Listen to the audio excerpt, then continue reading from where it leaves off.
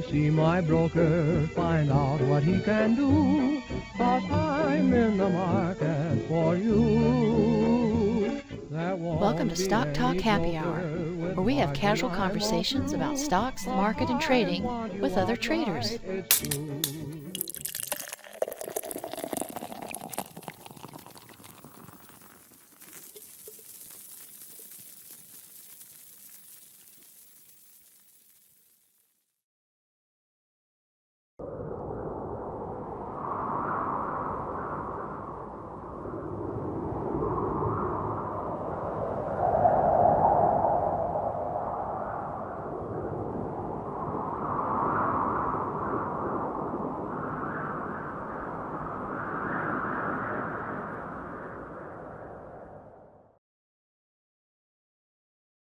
Hello, everyone, and thanks for joining us on Stock Talk Happy Hour. Today's guest is Amy Smith. She's the author of How to Make Money in Stocks, Success Stories. Welcome to the show, Amy. It's so great to finally have you here. Oh, Heather, it's great to be with you. How long have we been planning this for a long time? Over a year. Yes, it's with both of our schedules, it's been tough, but it's been difficult, but I'm thrilled to be on the show. I love all the people. I know you've got a lot of meetup people that are in your chat room, and thrilled to be here. Oh, well, it's fantastic. And I've got so many growth stock traders that are really jazzed about what you're about to share. Before we dive into your trading process, why don't you just share a little bit about your trading history with everyone so they know where you're coming from? Sure. In 1995, I was doing fitness training, and someone asked me about a stock, and I knew really nothing. It was a nutritional drink. It was a vitamin product. So I went and I bought an IBD. It was a newspaper. I said, well, wow, I guess this is the newspaper that you read if you want to learn about stocks. And when I opened it up, it said free seminar with William O'Neill. I had no idea who it was. Absolutely no idea. And it was in the Valley. And I remember I drove, and I'm not kidding. From the moment he started to speak, it just all made sense to me. It was based on facts. He wasn't trying to hype and sell something. He was really giving a tremendous amount of information about the system. So I subscribed immediately on the spot. Fast forward to, I started to help out at Santa Monica meetup. And Bill O'Neill sat in the back one day, and he just wanted to see what the meetups were doing. Santa Monica meetup is kind of in the backyard of IBD where the office is. If they wanted to run something past everybody, they would come to Santa Monica meetup. Someone left, and basically they called me and said, Bill O'Neill would like to meet with you, and we'd like to bring you on board. I went to his house. I was so nervous, Heather. I thought Bill O'Neill is going to talk to me. Oh my gosh. I sat in his living room. He was just the nicest person on the planet. And here was my hero right in front of me. So when he offered me the job, of course, I was like, yes! And I started working at the meetups, and then I started doing the market wrap videos. And then Matt and I had the radio show for 5 years and the video show for a year. So it was like 6 years of doing a show with Matt. I really left because I wanted to spend more time on my trading. Well, that's amazing. That was a great radio show, by the way. I was so sad when you guys stopped doing it. And I know a bunch of other growth traders were really disappointed as well. Well, and we had you on it, which was great. Matt was a great guy to do it with. He was just, it was lots of fun. He has a bunch of sisters. I have a bunch of brothers. So we really got along pretty well. So that kind of leads you to where you are today, and you're still trading. And aren't you still doing some workshops and then also article in the quarterly stock guide? Isn't that correct? That is correct. So I do enjoy speaking, and I enjoy trying to help teach people. That's just a lot of fun. So I do speak for IBD. I go out to different cities, and then I still try to contact the meetup groups. I don't really run those anymore. But another thing, because I really like the investing side of it, is the Market Smith team asked me to interview different people for the quarterly booklet, which is great fun because I get to ask people about their trades, and so I do that for IBD also. Let's go ahead and dive into your trading process. Sure. As you take a look at the charts, and I go through these, you're seeing and hearing my brain, my thought process. When I talk about the personality of a stock, which is one of the things I covered at the level 4, and I'm going to touch in on it, everything you'll see, all of my comments are the things that I look for in a chart pattern. And when I see the personality change, that's when I might make a decision to sell. And it goes along, it's can slim, it's all the rules, but I've tried to make it very, very simple so people can understand it. As always, how to make money in stocks, that's Bill's book. And of course, this is it's always the theme of whatever we do or whatever I do.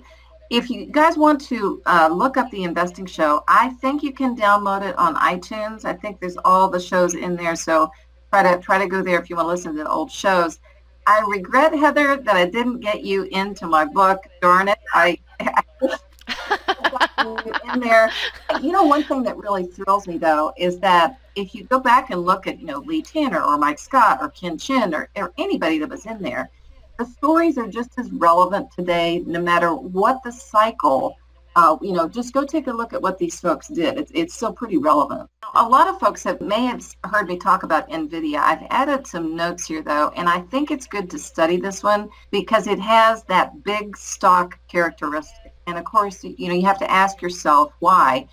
If you just take a look at this chart, it looks so easy in hindsight. Okay, as we look back, everything looks easy. One thing I want to call attention to here, what is the personality of this stock? And this is the way I look at it. We look at a lot of the model stocks that Bill has. We've studied stocks going back to 1880.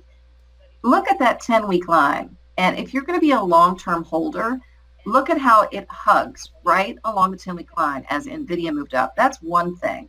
I would also say that it was tight and steady. So as a stock is moving, I don't really like really erratic movement. Okay, see right here, see this week right here, this is a dramatic change. A couple things that really told me that this might be a monster winner. Here is our prior run-up right here. We want a run-up of more than 30% at least before we form this base. Right here in the bottom of the base, that is earnings right there. And on that earnings report, look at your volume increase down here.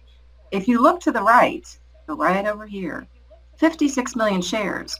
Over here, up to the top here, now you got selling over here when it was finally pretty extended. Always look down at the volume spikes on the bottom. And this is institutional quality. When you've got 56 million shares per week or more, that is a sign that this stock was going to work right here off the bottom of the cup. You're really looking for a shift in sentiment, and you look for that shift in volume. Does the steepness of the slope of the prior run-up matter to you? Have you found that the steeper the slope, the stronger the price move prior, the better the stock does? Any kind of correlation there? Well, yes, I would say that's absolutely true. And if we take a look again right here, Heather, so here's your big volume right there. That was earnings. We have another spike right here. And that stock just week after week after week up. And yes, you're talking about the strength. It was so strong in here, and then it took a little breather. It found support right here down at your 40-week line. Do you normally use the weekly chart to make your decisions, or do you use the daily? Definitely. I'm going to show you the daily chart as we move through here. The weekly gives you that longer-term perspective, but when a stock really begins to make its move, we're going to take a look at what happened on the daily chart. So there's the daily. Let's go back here to give you a sense of it. Just taking a big, long look at this. After it breaks out, here's the bounce. Right here's another earnings report. And then after you make this move up, look how tight that is right there. That beautiful tightness. Again, we move up, we hold tight. This is just a personality that was just so easy to hold. So let's take a look at what that might look like on the daily. Now we're making a decision whether we want to get into it. This was sloppy. This is a very ugly cup. Now, the reason we can forgive this is look what's happening right here. This is your S&P line, and let me go back up here. So the stock was correcting because the overall market was pulling back. So I will forgive this ugly cup shape because the market was correcting. Now this is your earnings gap right here. And as you take a look at it, there were 26 million shares traded on that one day. The stock gapped up. It was up 8%, and your volume increased 194%. These are all things, classic textbook things that I look at all the time. Do you like to see a lot of gapping up on the right side of a base, within the base? A gap up anywhere within the base on earnings, on huge volume, I love it. I look at large gap ups or wide range bars to the upside as a strong signal that there's been a shift in sentiment about the stock, and even more so when it's got that big volume. That is absolutely spot on. Now, the little blue ball is in MarketSmith, and I do use MarketSmith, and I'm going to sound like an evangelist for MarketSmith, but it's because I really honestly use the product. I also use MarketSmith, and it's incredibly helpful. Everything is just right there. It makes it very easy. So what that little blue ball is telling you is that the RS is a new high ahead of the breakout. And that usually only happens in a really powerful stock. So if you see that, that is a clue that you might have a big winner on your hands. And the reason you see the stock started to outperform the general market because of this big move right here, this big gap on your earnings. And again, look at your volume discovery down here. Here's your big blue spikes in volume. So that's another thing that I look at is that RS line in new high ground. And also the spikes in volume, you had three things that I like to look for, and you have all three of them are clusters of upside volume, stair-stepping volume, and volume spikes that are above the average. You're absolutely right. So here, if we take a look here, here's our stair-step in volume, getting bigger, and you're right, here is the cluster. So that's just, those are all things I would look at too. Now we finally get to the point where this stock is ready to break out. And it's kind of interesting here. You don't get a powerful move on the breakout. Now, some people were really baffled by this. Some people didn't get into the trade because they were a little confused. I'll tell you my rule on this would be you did not get the power on the pivot. In fact, your volume was pretty low here. The volume came in over here, right there, right in the cup on the right side. So that's the reason the breakout itself was a little bit lackluster. But on the upside, you didn't have a lot of downside volume coming in when the handle pulled back. That's right. There's very low volume right here, which is exactly what you want to see as the handle's pulling back.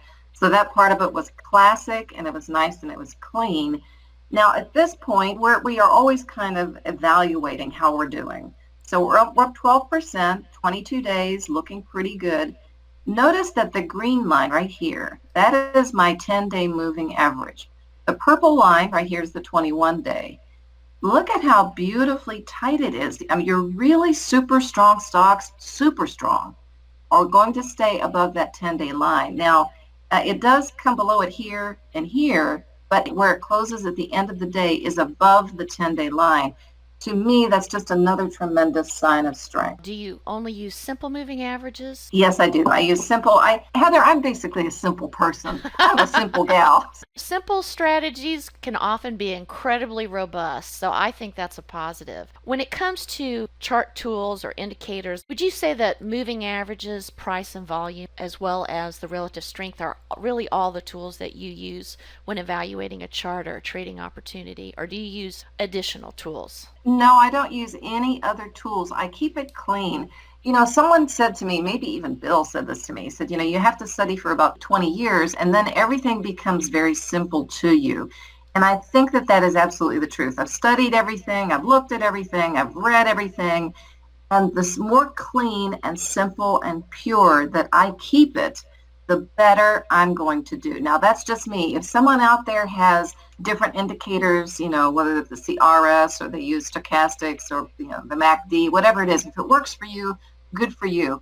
I don't use them. I like a clean chart too. I just thought I would ask because I know there's other people out there that are under this crazy impression that you have to use a lot of fancy, complicated bells and whistles to have good performance, and you really don't. No, you really, really don't. Another thing, of course, is the general market. Look at this. We're correcting on the S&P here.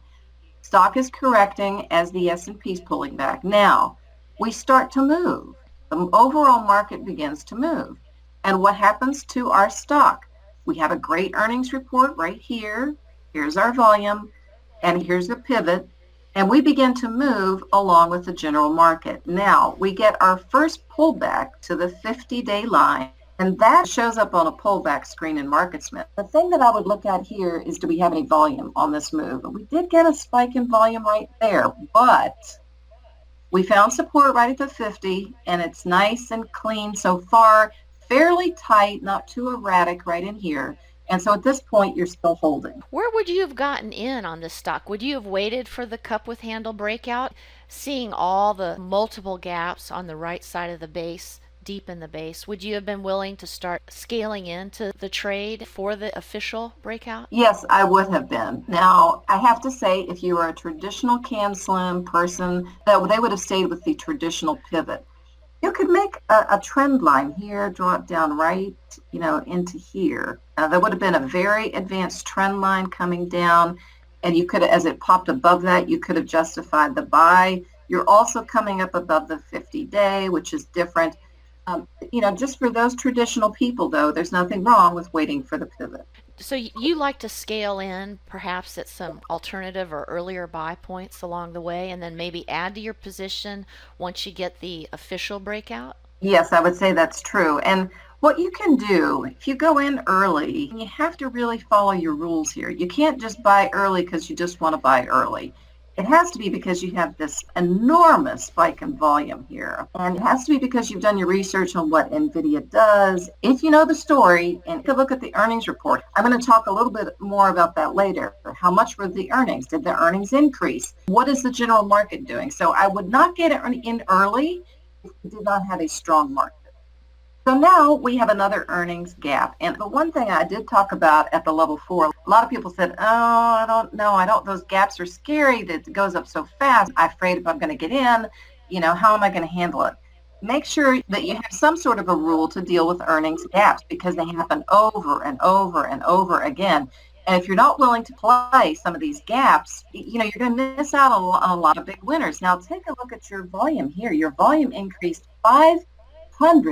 And you had 52 million shares traded. Heather, you and I know that's institutional buying, really big buying. That's not you getting it? I wish it would. Yeah, definitely institutional buying. Yeah. Okay, let's go here on a weekly. I'm going to use the daily to get in, but just to show you, here's that change in personality that you talked about, change in sentiment, how tight it is right here. It was on the earnings gap in MarketSmith. When you get one of these balloons down here, that means it's the biggest volume since the base breakout. So we had all that going for us. Another thing that shows up in MarketSmith, but something that I would look for after you've moved up, I'm going to look for tightness. Look how tight that is. This is beautiful. We still have our RS line working for us right here. It's moving into new high ground. We got our volume down here. So the stock is just looking great. Now we get a second bounce off of the 10-week right here. Here's our first one. Here's our second one. The first two times the stock pulls back to the 10-week and bounces off of it is a good place for people to add to their positions. Amy, will you ever add as the stock is moving into a new high? If you have a lateral consolidation that doesn't happen to pull back, but then maybe breaks above it on strong volume, would you also consider adding there? Sure. Again, I think people need to know their personalities. I like strength. Strength gives me confidence because I know that the institutional player is in there. Some people do, they'll add on like a mild pullback. Like some people would have maybe liked this area right here, pulling back, and you didn't get much volume. And some people like that. I prefer this move right here. I prefer strength. It just gives me a little bit more confidence. I like to see a pullback, but I don't want to try to catch a falling knife. I'd rather wait for the bounce off a key moving average, showing some strength. Yes, that's absolutely the same way that I feel too. And now at this point, if you got into this stock here, you got into your base breakout, you are up 91% from the pivot in such a short period of time. This is phenomenal. The way I would look at this again, count your number of blue weeks as the stock is moving up. So just take a look at count. You can visually see, and even on the pink weeks, it doesn't give up very much ground. Got one little pink week there, we didn't hardly even move. The number of weeks up in a row, and of course, take a look at your volume down here on the bottom. Your RS is still in new high ground. So, you're loving this stock because you bought it right. It's acting nicely for you. If it shows up in a lot of MarketSmith reports over and over and over again, it's near a pivot. It's pulling back to the 10-week line. The RS line is in new high ground, or you got that blue ball. All those things, the more you see it in the paper, we write about it, it shows up on screens, it shows up in the Growth 250. The more you see a stock, the better. Would I be jumping the gun to ask you how you would handle your stop management? As far as some kind of a trailing stop as it's moving up, so if there's an unexpected black swan or catastrophic event, or just to lock in some profits as it's moving up. So if I'm really watching something, I don't need to put in some sort of a trailing stop. However, if I get on a plane, when you're traveling, just anything can happen. So it's good to put in a little bit of a protection there. That's where everybody's individual personal comfort level comes in. You never want to give back too much of a gain. How much are you comfortable with? I was just curious how you like to handle that. I know some people, if they bought initially from the flat base, then it moves up in their favor and then it forms the cup and starts to go up. As it's going up, they might put an emergency stop, if you will, behind each swing low on the chart. Say like just below the cup, and then it moves up and has the little pullback to the 50 and then moves up, then maybe a stop just under that prior pullback. All those suggestions are just excellent. You know, the worst thing that can happen to you is you've got these great gains, and then as you say, something happens and you give back too much. Another thing that investors really need to keep in mind, when the stock is due to report earnings, how much of a gain are you sitting on? And if you've got a good gain, nice cushion, then you can hold through earnings. If you're nervous and you're not sitting on that much of a gain going into earnings, then you might consider lightening up on the... Well, stops are the one thing that I found that a lot of systems or individual traders, when you talk to them, they don't really address it in great detail. And so it kind of leaves people wondering how to manage their position.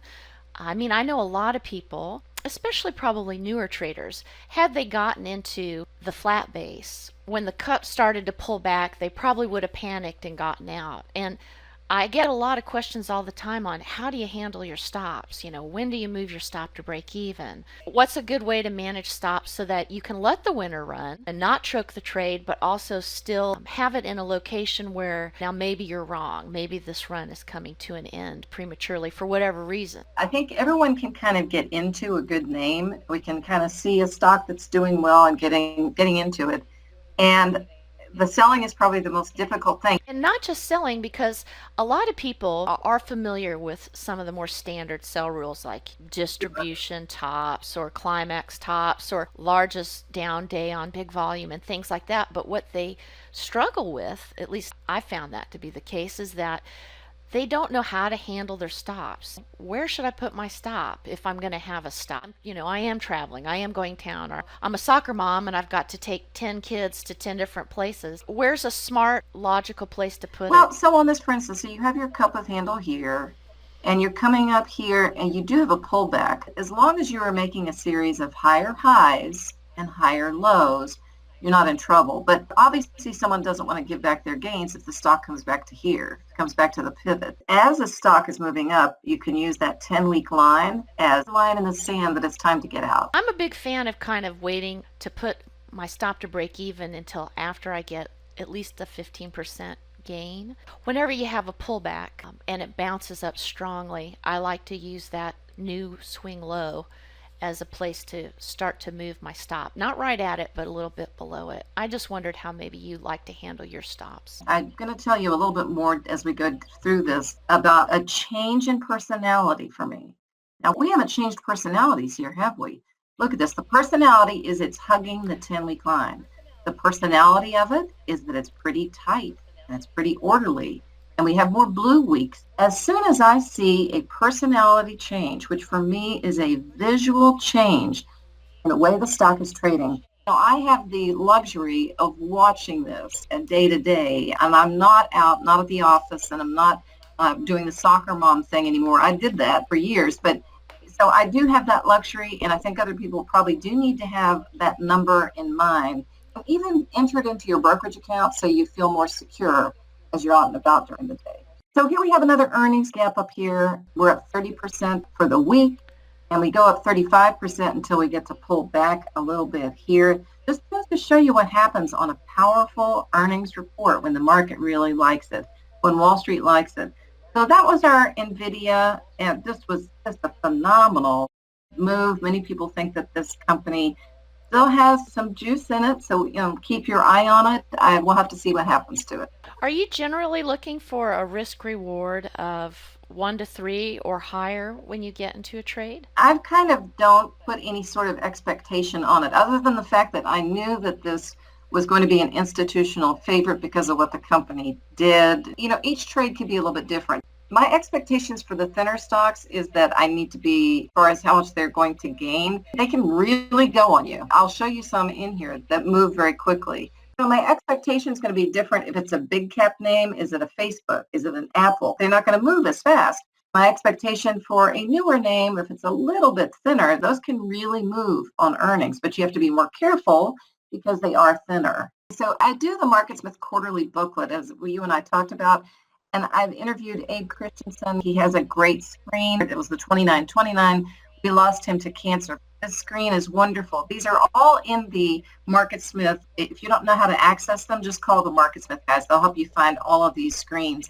Lee Tanner, who we jokingly call him Moses, and we joke that he does Can Slim better than Bill. He knows on page 224, paragraph 2, and he'll give you the quote. He's wonderful. So I interviewed him.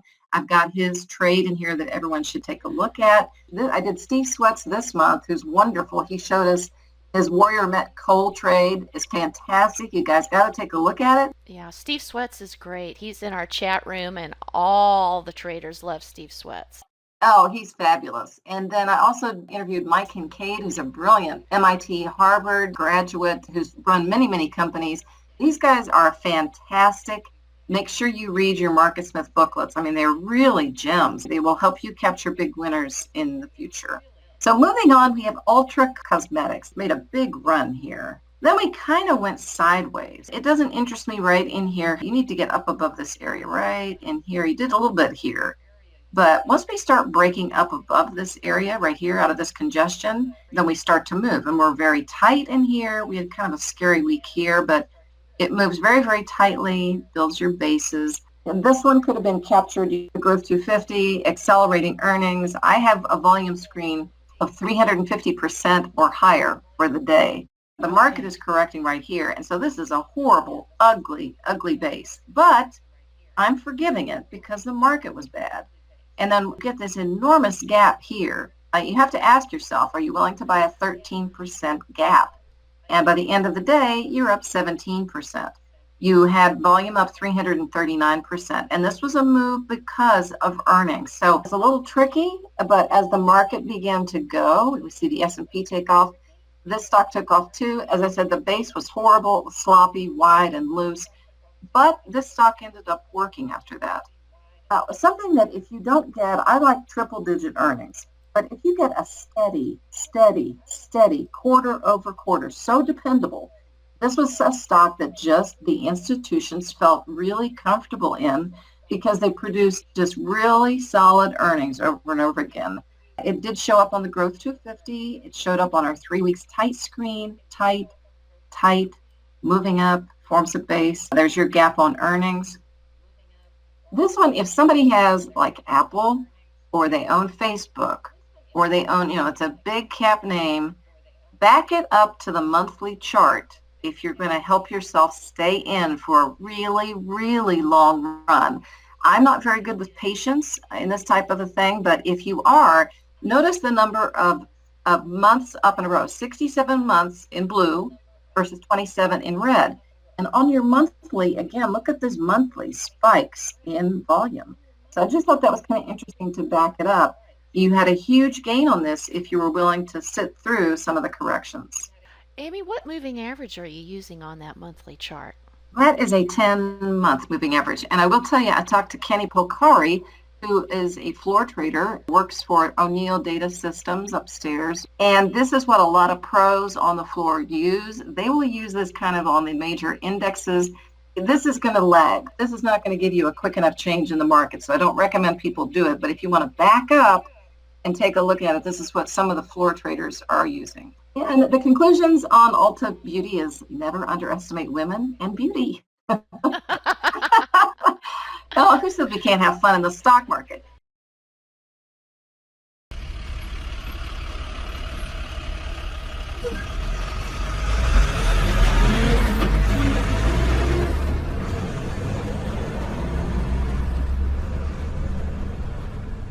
Here's your list a grain of salt. These are not, written in stone. You're kind of looking at Amy's brain here. These are not necessarily what IBD down the line. I'm not making recommendations. I'm telling you some of the things that I look at. So we've talked about the gaps. What is it at the beginning of the day and the end of the day? How much is the volume? And do we have a great big earnings move? Are we breaking out of a consolidation or a base? Titrating before the stock even breaks out on the right side of the base is fantastic, and within the base. Let's talk about liquidity. We don't want really thinly traded stocks. Your average daily volume trade 1 million and above. Maybe some people will go down to 500,000. If you want your dollar volume, you're going to take the average daily volume times the number of shares traded, and that will give you your average dollar volume. Like a big cap, when I interviewed Jim Ropel in my book, he's looking for the average dollar volume of 200 million and higher. Your price at the breakout, 15 and above, $30 and above, even better. This is important. Earlier stage bases work better. If they are later stage bases, look for an earnings acceleration, a sudden acceleration in the earnings, because that's a personality change. Look for an increase in earnings quarter over quarter, and I'm going to show you PayPal. And the more acceleration you get, it captures Wall Street's attention. Again, we've talked about the new in CanSim, but really think about it. What is the company doing that everybody, is it artificial intelligence? We're getting into the driverless automobiles. If we have an older name like Weight Watchers, if you have an older name, you've got Oprah in there, and she took a 10% stake in the company. She's on the board, and she started the diet. Think about it. What's unique about the company? That's the why. Study where you might add to your position, and think about those rules that you use. I like a stock that really behaves the 10 and the 21 day, especially this year, Heather, which has been a great CanSlim year. You're going to see them just trade right along that 10 and 21 day moving average, straight up from the bottom. This is on the right side of the base. If it pops up like that, it's okay if it's on a strong earnings report. And then how much are you above the 200 day? If you're more than 100% above it, you might be possibly topping. So I gave you a lot of stuff right there, but those are some of the things I look at.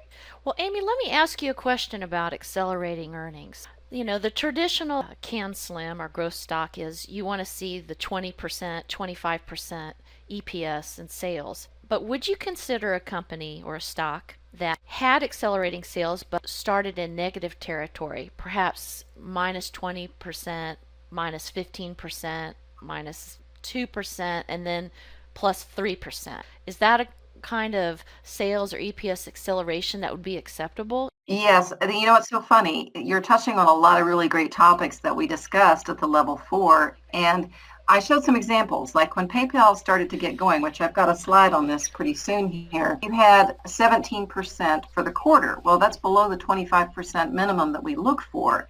However, you saw an acceleration after that. And obviously PayPal was something that a lot of people were using, 200 million people around the world. I think if I recall my notes, the supply and demand was there. The other thing is Align Technologies did well this year, and they had one quarter. They had accelerating earnings. Then they had one quarter, I think earnings were negative 2%, if I recall. And then it took off again, and the earnings began accelerating. So in a shorter answer to your question, yes. Well, I've seen a lot of stocks that had negative earnings and sales, and then the minute they finally break that barrier and go into positive territory, I see a large jump in the stock. They can make good trades. I just wondered if I was the only one who saw that. No, you're not alone. Moving with this, the gaps, we talked about maybe how you want to handle them, how much is too much, the gap at the open and the end of the day, and does a really strong gap equal a larger profit? If you take a look at Amazon, I believe Netflix, later in the move, okay, really specifically, later in the move, we had this uptrend really took off in November after the elections. Those stocks are now later in their moves, because the one comment was, well, but the gap ups aren't working now on some of these stocks. And that's absolutely correct. These gaps are going to work better earlier in the stock's move and earlier in the uptrend itself. So if you're looking for big profits, let's take a look at a couple here from the first quarter. National Beverage, this is Fizz, F-I-Z-Z. And as you see, a long cup here, not making much headway. This is also a fourth stage cup. No one said this was going to be easy. But what happened was they did turn around their earnings. And so when you see that acceleration, they were up 117% for the quarter.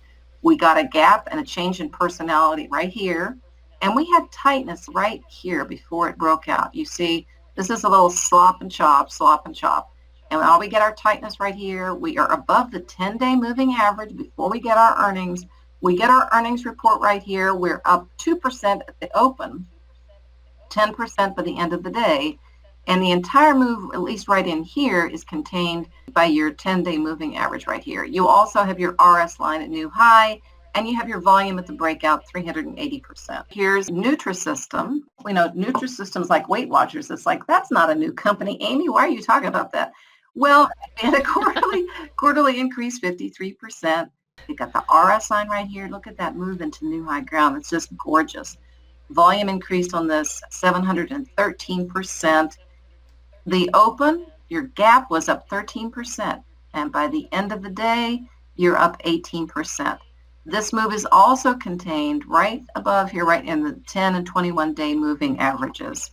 I'm getting the sense that if you have earnings, maybe the company's old or it's unexciting or even in a late stage base, as long as you have those earnings a spike up in price with strong volume, then it's fair game. Yes, it is. And, also look at the company, look at what they do, see if they have anything new. I'm going to show you what was new with Nutrisystem in a minute, how that changed around. What is the company doing? If it's an older company and if it's a later stage base, be careful. If something has changed, then the stock will gap up and Wall Street will go into it for some sort of a reason. Here's Arista Networks. We had no base. This one was tricky. See, here's not really a base. We like the tight price action right here. This sort of broke above this area of resistance right there. You had a gap up. This was on earnings. You're up 9% at the beginning of the day, 19% at the end of the day. We have our RS line spiking up, volume increase 600% down here. And so that one was Arista Networks. Walker Dunlop at the gap at the open, up 5%, end of day 16%. You kind of have to have a plan. If you're going to play these, you kind of need to know what your rule is because they move very quickly. This was a flat base. It was first stage breakout. Volume was up 385%. Earnings were up 73%. Those are great numbers. RS line spiking again, just up into this new high ground as the stock moves. AAOI, your gap up at the open 14%, end of the day 31%. It was straight up from the bottom, but it was on earnings right here. Again, this RS line. See how I kind of repeat these things over and over again? The volume, the earnings, the RS line, the market was good. Putting it all together, your triple-digit earnings. If you can find a company doing these triple-digit numbers, that's a big indication that this could be a big winner. If you have several stocks that share these qualities that you're talking about, how would you differentiate a good setup from a great setup? Would it simply be volume? It's so funny. Arusha, who works with Market Smith, and I talk about this at Santa Monica Meetup. This was a tremendous market. You cannot kiss all the babies. You have to take a look at your portfolio. How many more stocks can I buy? I mean, these were the first quarter. Things were just moving. How are the stocks that you own? How are they acting in the portfolio? If you have a portfolio that's not moving, you see all these stocks reporting. You've got to sell something and get into these. The stronger the volume, better. Take a look at your liquidity. Now, this one's going to be a little bit thinner. So maybe your rule is, I would not have bought SodaStream. It's a little bit too thin, okay, for me. Let's just say I want more institutional and quality. That's going to knock some of these stocks out. Do you think there's any definitive characteristics that would maybe separate a base that turns out a 20% profit versus a base that might turn out an 80% profit? Yes, and it would be the amount of volume going into it. So look at NVIDIA, look at Square. Square had, like 77 million shares traded for the week, 52 million shares traded for the week, 66 million shares traded for the week. If you want a really huge institutional quality name that's a newer name, and when I say new in the last 4, 5, 6, up to 8 years, doing something that's really popular, people are using it, that's how I would differentiate it. That's a great answer. Here we have Apple. Here's our gap on Apple. We're not going to expect Apple to produce triple-digit earnings. It's too big of a company. It's not going to happen. Was a first stage cup right here. It was tight before it gapped up on its earnings right here, super tight after tight along the 10 and the 21 day right here. Your RS line almost vertical. Look at the volume increase, even for Apple. That's a big increase on volume. If you see a large increase in sales, how much weight would you give to it? Say you don't have that large increase in EPS right away, but you're maybe thinking of sales as a precursor to future earnings growth. Just like sometimes you'll see a jump in the relative strength line before you see a jump in price movement, seeing a jump in sales prior to seeing it reflected in its EPS. Yes, and Shopify, I think everyone should go study that one because that one had the several quarters of sales without the earnings. And they have to be doing something that's in big demand before I'm willing to forgive the lack of earnings. But if you study Shopify, that really is a good one to take a look at to give you that lesson in what a company looks like that doesn't produce the earnings, but they do have the sales. Again, we had our gap up at the open, at the end of the day. You can see what it was, your volume increase. All these parameters is really what I use over and over and over again. And you can see here's the gap. These are your tickers. This is where it was at the open. Here's where you were by the end of the day. This is the price. So you can see these are not, cheap little stocks. This is your average volume. And I did put a couple thinner names in here just to give people the option to play those. If you don't like those are a little bit too thin, go for your big names. Go for your really liquid names in here. Square was a great big liquid name. How much of a gap is too much? It's just a cute little picture of Bill. And he said, Amy, they're buying the stock for a reason. He didn't really give me a number. He goes, Amy, if the institutions are stomping on the accelerator and they're going into a stock for a reason. So look at the IPOs. And when I say IPOs, not yesterday, recent, last 4 or 5 years, 6 years, up to 8. If it's an older name, what are they doing that everybody wants? Bubbly Water was more healthy. Nutrisystem had a brand new ad campaign. Marie Osmond, beautiful gal, she lost 50 pounds. Marie Osmond is so popular. She has a big following, and a lot of people got onto the system because of her. So that's a celebrity effect. Fizzy Water. Why did Fizzy Water, Bubbly Water do well? This is Fizz. This is the ticker symbol Fizz, which is very cute.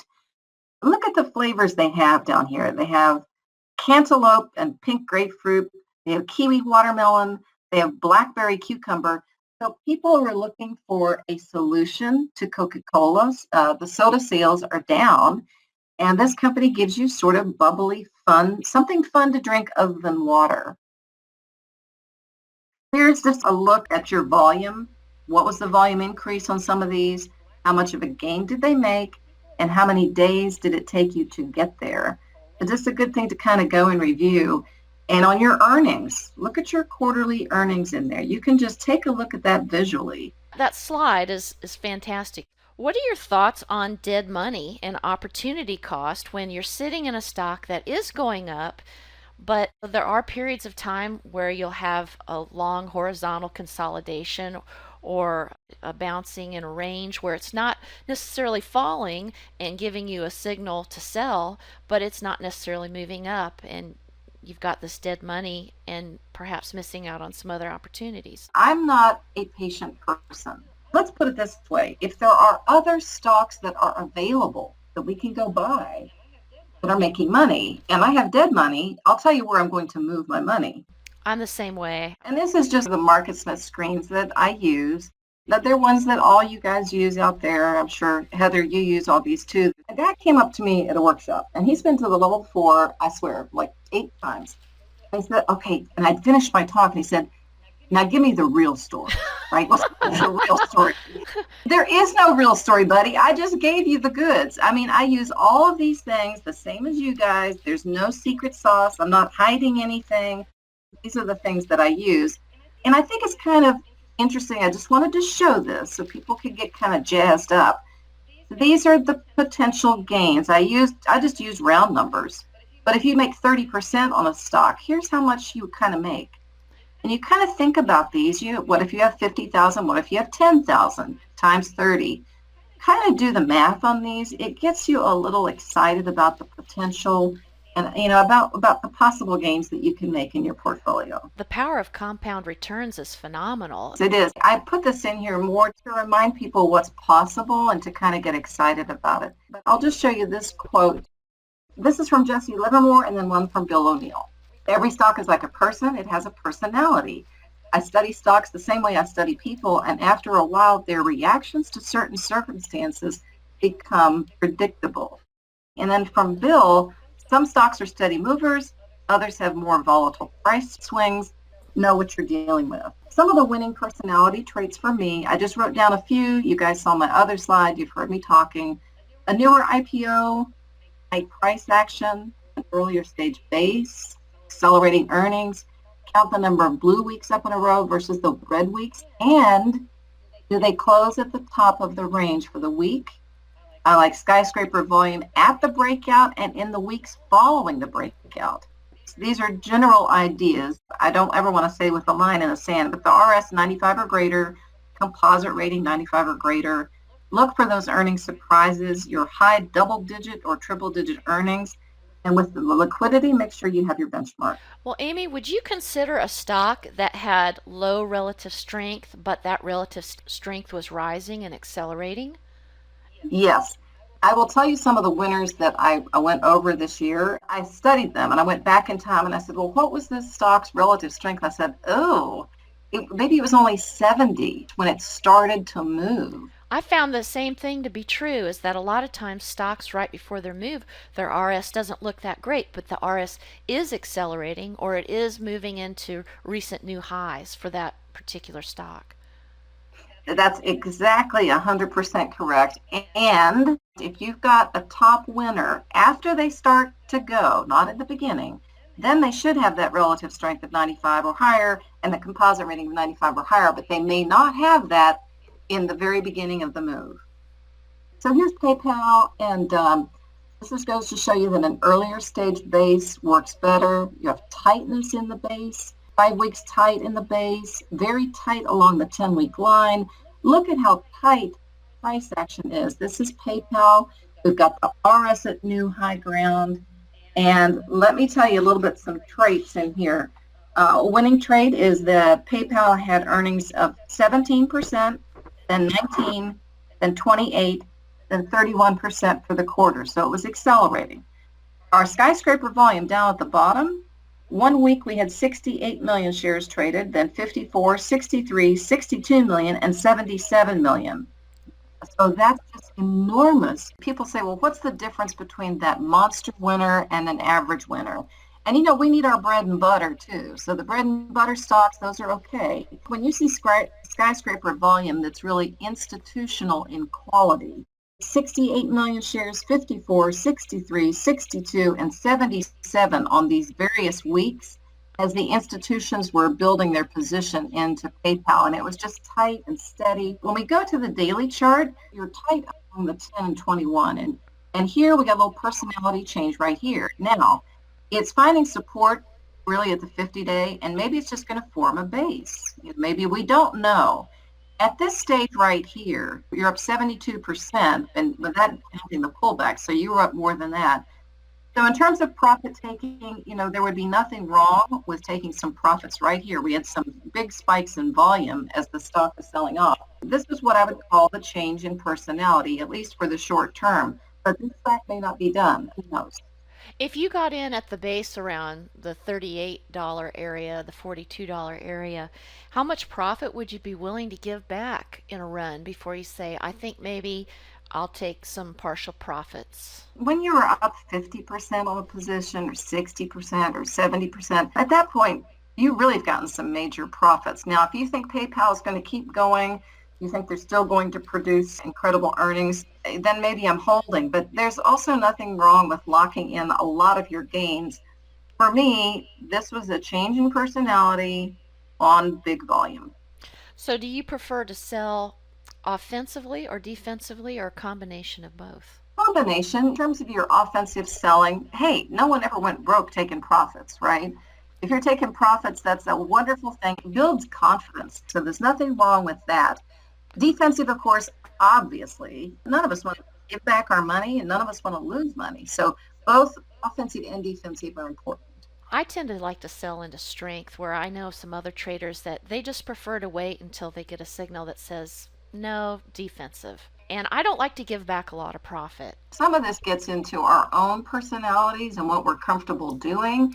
People just need to trade with their comfort level. Do they sell defensively or do they like to sell offensively? How much profit give back do you think is wise? Or how much profit give back would you feel comfortable with? Is it a percentage of what you've made, or is it a set percent? No, for me, it's a personality change. You just have to remember the way that I look at it. That right there is a change in my personality, the way I've been viewing the stock. I'm not going to say, well, I want to give back 10% or I don't want to give back any more than 8%. For me, it's like, you know what, this just looks very, very different to me in terms of the stock's personality. And I need to move out of the way because I just don't like the way it's acting. So you don't like to use an arbitrary percent. You like to let the stock's personality tell you when it's time to go. Yes, exactly. I wanted to tell you this really inspirational story. So I was in Chicago at a workshop and I was having dinner. And I noticed this older gentleman kind of looking over at me and is like, does he know me? Does he think he knows me? And he came up and he said, are you Amy Smith? And I said, well, I might be. Just depends. What do you want? Yeah. And he said, you know, I watched you and Matt Galgani. I love the show. I have Bill's book. I have your book. And anyway, we just talked and chatted. Very nice gentleman. So let's fast forward a year. He comes to Los Angeles on vacation from Australia. And a group of us investors met him for dinner. And he brought my book and he had it all marked up. And he had really studied it. I could tell this guy really studied Can Slim. He knew everything forward and backwards. He's made 1,000% the last 5 years. He applied Can Slim to the Australian market.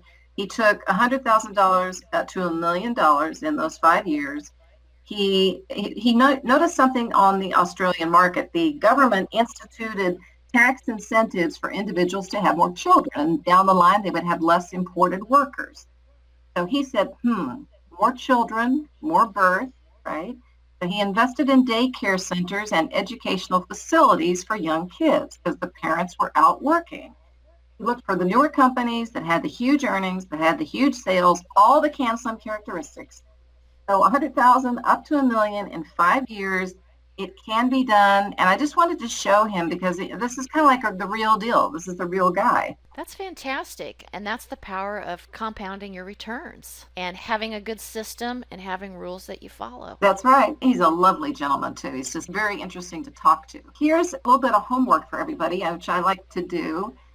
Big winners in 2017. Everybody knows these names. Facebook, Apple, McDonald's, Caterpillar, Walmart, Adobe, Boeing, Alibaba, PayPal, and Wynn Resorts. Go study those. Go see if you missed them. What were some of the things that we just talked about in this entire webinar that might help you get into them? How would you have handled these? We all need to kind of go back and do our own model stock study.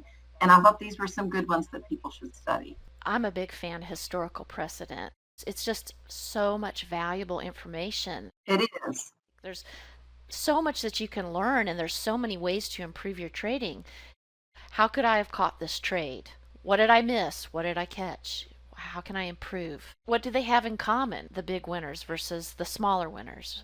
Absolutely. And you know, as Bill has said to us many times, there's nothing new in the stock market.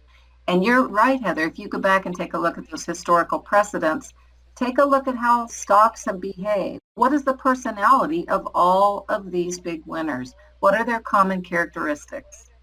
So now we move up to the 100% or more group. This is year to date. By the way, I did these calculations a few days ago. This was as of the date that we're recording it here. I'm here December 16th. 2017. It might not be till 2018. I actually get this uploaded. So you guys just look at the date and you can see where we were talking about these particular stocks. So we have Auto Home, Align Technologies, Arista Networks, Square, Overstock.com for you Bitcoin folks out there. We have Universal Display, Shopify, and Weight Watchers. Again, these are just fantastic, Heather. I think people need to go study them. What do these companies do that everybody wanted, everybody was using? And why did their earnings and sales increase? What did the chart patterns look like? These are some more stocks to go study. Do you believe that with volume scans they could have been caught early in their run? Oh, yeah. What else do you think would have clued a normal investor or a newbie into these stocks before they made their big run, aside from a volume scan? Well, the volume would have shown you the beginning of those moves. Take a look at that. Take a look at your earnings acceleration. A lot of these would showed up on your growth 250. You just run that every weekend and do your homework.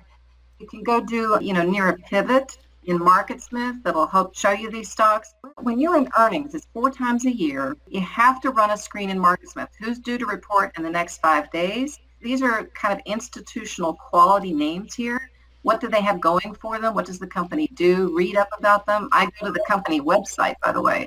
If you go to the company website, you'll learn a lot about what they do. I get a lot of questions from beginning traders. They'll say, there's so many stocks that have a cup with handle or a flat base. I don't know how to choose between which one. I don't know how to differentiate between which should be at the top of my watch list and which should maybe be at the bottom of my watch list because they all look like they're setting up. Right. So go through that growth 250. I don't know how to tell people as much to do it now without MarketSmith. I really think it's such a useful tool. When I'm on the road, I really do show the MarketSmith product because it's what I use. Certainly you can use the newspaper and the website, and all that stuff is fantastic and great. To differentiate them, I think all the parameters that I've said throughout this will really help guide you. Just look for monster earnings. Look for monster volume. Catch stocks early in a trend. If we go into a correction, folks, don't worry about it because that's a good thing. And because you get moves like the ones I have right up on the screen after we've corrected a little bit and then we take off the way we did in November of last year, that's when you get these phenomenal moves and you make this tremendous amount of money in the market. Say you had 2 or 3 stocks on a list and you had to pick between them. Would you be more inclined to get the one with more volume? Would you be inclined to get the one with the greatest EPS acceleration if you had to choose between several? All of what you just said would be a giant yes for me. And, sometimes as Bill, another thing he's told us, you may not know which one of these was going to be a big winner, even though you and I look at the accelerating in earnings and the monster volume. And so as a stock begins to move, like a Square or like a Lyme Technologies, now you start to realize it's coming up on all your screens and you see the move. You see the move happening. The next time it's due to report earnings, I'm now alerted, okay? I might do a power from the pivot screen in MarketSmith. I have a number of different things I would run, but you kind of are on high alert. Some of these stocks are working. And now your job is, if you did not get in at the initial breakout, try to find a way where you can get into them if they build a second stage base. Are there any other safe places that you could jump aboard other than waiting for the next base? Pull back maybe to a key moving average, but if it's doing really well, it might not pull back. Would you consider getting in at a break above a little horizontal consolidation that had tight price action and good volume? Yes, and I have to say some of these, like Lyme Technologies, did not slow down, Heather. They did not give you much of a chance. Once they started to go, they went, and maybe they didn't give you much of a base or a chance. So then we have to go back to what Bill told us on the show, and Matt and I laughed hysterically because it's not in the book, and it's not anywhere in any of Bill's literature, but he called it the inch by inch base. And we were talking about the Chipotle Mexican Grill back in the day. And on our show, Bill said, well, that's the inch by inch base. And Matt and I were like, oh no, we're going to get the questions. Thank you, Bill. Because there's no base called the inch by inch base. But what he was saying is he had to get into it. He just knew he had to get into it. He had missed it. He had missed the base breakout. And which goes to show you that we all miss things. If Bill can miss something, I can sure miss something. So, that inch by inch base, he just said it was so tight. It was so tight. And it kept going up blue week after week after week after week of blue week. So this is a little bit more advanced. And if you're newer, maybe you don't want to try this. But yes, those are some alternative ways to get in. Well, I get a lot of questions from newer traders. They say, well, I missed the base. I want to get in. Do I have to wait for the new base? Is there a safe or lower risk area that I can get on board this great stock while it's moving up? Sometimes you will miss a great stock. And so then our job is to go hunting all the time. We're looking for those great stocks. So if you missed one, go and see if there's something else that the market's presenting to you. Oh, that's a great idea. Look for a different opportunity. Don't chase it up. Wait for a safe place to enter. Exactly. I put this up because that was cute. I just wish anybody who's tuning in, I wish you guys all the best. That's fantastic. I like that sign. Yeah. Let me ask you a question about reentry. I get this question a lot also. Sometimes people will get knocked out of a stock. Maybe their stop is too tight or their timing was a little off and it was a good base and it's having a good breakout, but yet somehow they got dinged out. I think it kind of goes to some extent, it's similar to what we just talked about. Are there some low risk reentry places that you can get in along the way? If it comes back above the former area where it was finding some support, that's where you could get in. Let's see if I can pull up a chart where we can actually look at it. I missed this breakout right here. Let's pretend I missed this one, or I got shaken out, but you really would not have gotten shaken out of it. This one didn't really give you a reason to get out of it. As we kind of come down here and it comes right up above that level right there, when you're kind of going back above an area of previous resistance right here, as you're going up above this area where you had the resistance, that could be a place where you could enter right there. Would you ever just consider a small, orderly, low volume pullback to the 21 day or even the 10 day as a potential place to re-enter? You definitely could do that. Keep in mind that anytime you play those alternative entries, that they are a little bit more risky because at this point down here, you don't really know that PayPal is going to be this major winner. I mean, there were indications here in that you had your acceleration in your earnings numbers here. It's always best to buy right. One of the things that Bill always told us is buy right. So if you miss the initial entry, anything after that is going to be a little bit more risky. Okay, so you just want to make sure to control your risk if you get in late. Yes.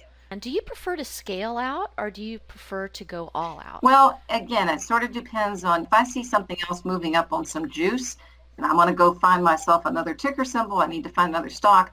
Maybe you're selling up here into the strength because, you're up a lot on your position here. But I'm all out right there. But that's me.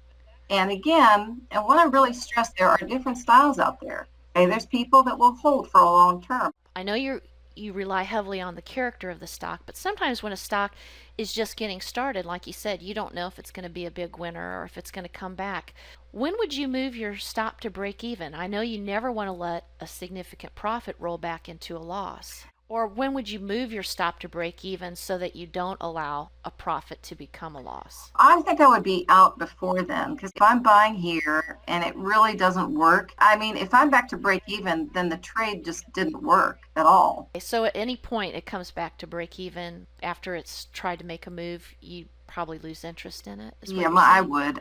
A breakout to me probably really should be working. If it doesn't work, and that's okay, we sell it, it didn't work, and maybe we have to go back into it at some point. But I'm not going to sit there very often if something comes all the way back. I mean, I recall, I can't remember the date, but Chipotle Mexican Grill once had a little breakout and it went up about 13%, then came back down -4%, but then just ripped right through the ceiling after that. And I don't know a lot of people from a psychological standpoint that could handle going from a 13% gain to a 4% loss and not get out. That is really hard to stomach. I would be out, absolutely. Now, the thing there is you have to be willing to go back in if your stock begins to work. I'd have to pull up Chipotle and we'd have to look at that place, and it probably turned around because of earnings. That's probably exactly what happened. So if that's the case, then I just got to go back into it again. Can you tell us a little bit about your post-analysis process that you have? Yeah, it's all the things that basically I just talked about. So if you miss something, okay, you got to go back and take a look why you missed a stock. So that's number one when I'm doing a post-analysis. The other thing is if you bought a stock, how did you handle it? Did you hold it too long? Did you not hold it long enough? What rules do you need to change in order to trade a little bit better down the line? There's a show we did on post-analysis that people can go take a look at and listen to. And I think that also the MarketSmith guys have done a really great post-analysis, a way to take a look at your trades for the year. So that would be something I think people should go listen to. Have you noticed anything that your worst trades have in common? Are they mistakes on your part or misread in the strength of the base? Usually, probably stock is doing great and maybe selling a little bit too soon, which got me to looking more and having more faith in my ability to judge the stock's overall personality. Weibo might be a good example. I know that I'm not willing to hold through the double bottom that was there and then it formed a cup after that. So I'm not willing to hold. I know that about myself. I'm not going to change that rule, even though I could still be like a Lee Tanner and I could still be in it, but I just choose not to. Well, in terms of trade management, what do you think is most responsible for some of your biggest winners? For me, knowing what I'm dealing with is probably made the biggest difference for me. Are they tight and steady? Do they build bases? Do they hold the 10-week line? Are they fast and furious? Are they turnaround stories? Do they have earnings surprises? Making sure that I understand the personality of what I'm dealing with is probably the most helpful thing I think that anyone can probably take a look at. What about adding to stocks? Has that been responsible for some big or large winners? And it is, the volume is going to tell you everything you need to know. So yes, adding on volume, I play on strength. I don't play on weakness. Is it typical for you to add to winners? I guess is what I'm trying to get at. Oh yes. How many times would you feel comfortable adding to a winner before you say, you know what, that's enough. Maybe I better just stick with what I've got? Where are you in the context of the overall bull market? Where are you in the context of the uptrend? Are we later in the move at this stage? We started moving in November of last year. Where are we in the earnings cycle? How have most of the other stocks in the S&P they've been reporting? Have most of been beating? I would look at overall market sentiment. There's a lot of psychological indicators that we have in the paper that people can look at. Those are secondary. How many stocks are making new highs? Is that starting to slow down? The number of A through E's that's in the newspaper every day, people can go study those. So kind of putting that all in context as to where we are in the overall market move.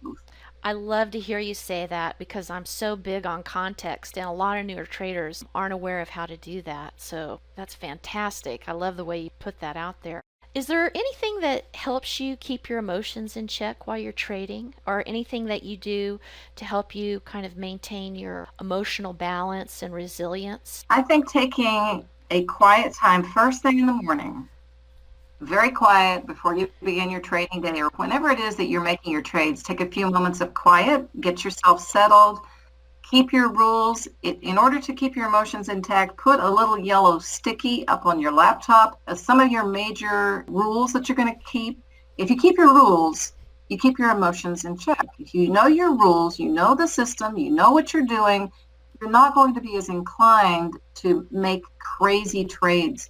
So I think having a set of rules, that's the main thing that everyone needs to do. They need to have their toolbox ready. When you trade a lot, especially when you're at home and you're sitting at a desk, it can be stressful. It can require a lot of mental energy and concentration. So what do you do to stay healthy and decompress? Well, exercise is just so key. I like green juices. We're kind of a little bit health fanatic around here, so we have a lot of healthy foods and your vegetables and salads and all that stuff. I think it was Jesse Livermore that said, you have to treat yourself like a sports athlete if you're going to be a good trader. Would you feed your racehorse a bunch of junk? No, you want your racehorse to win the race. You want him to be the fastest. You want him to be lean and to be a beautiful horse. So you got to feed him properly.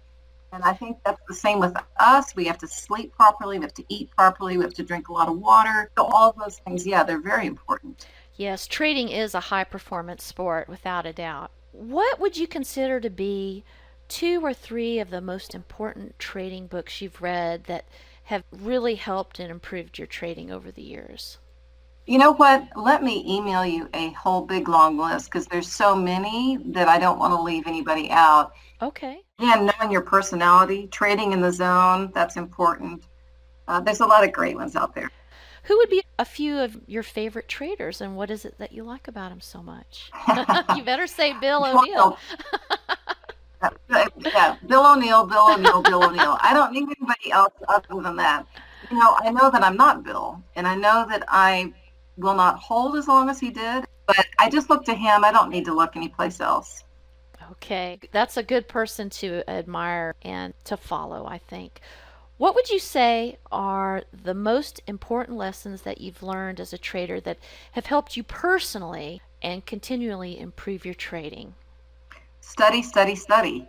If I go out to speak and I've got new slides or I've got a new stock that I want to analyze, the more you study, it just becomes ingrained in you. It just becomes a part of you. It gives you confidence. Steve Sweats and I were talking about that when I interviewed him. It's just doing your own study. There's nothing like it to build your confidence. Go back, take a look at the winners, reread the books, listen to Lee Tanner's webinar, listen to your webinars because they're great. Just study, study, study.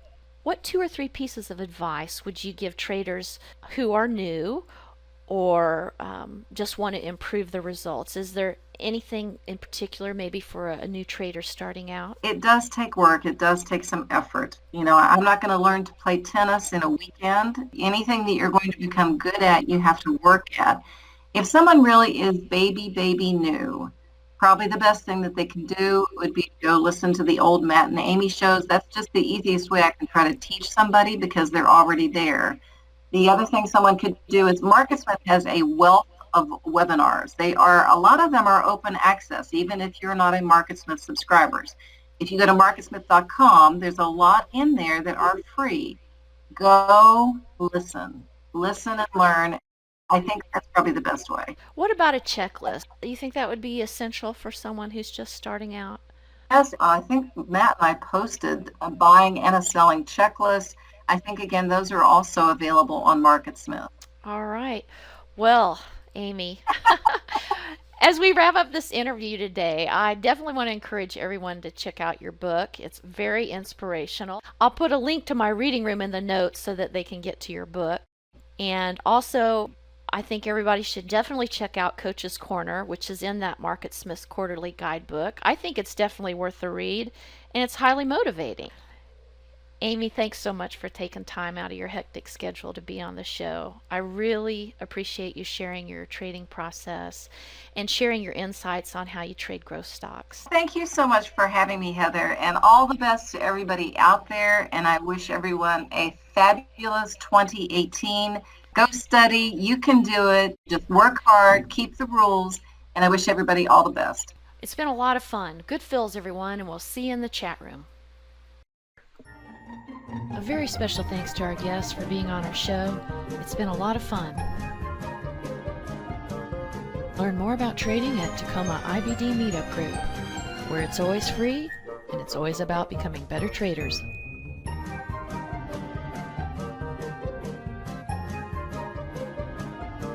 Thanks for joining us on Stock Talk Happy Hour. Good fills, everyone.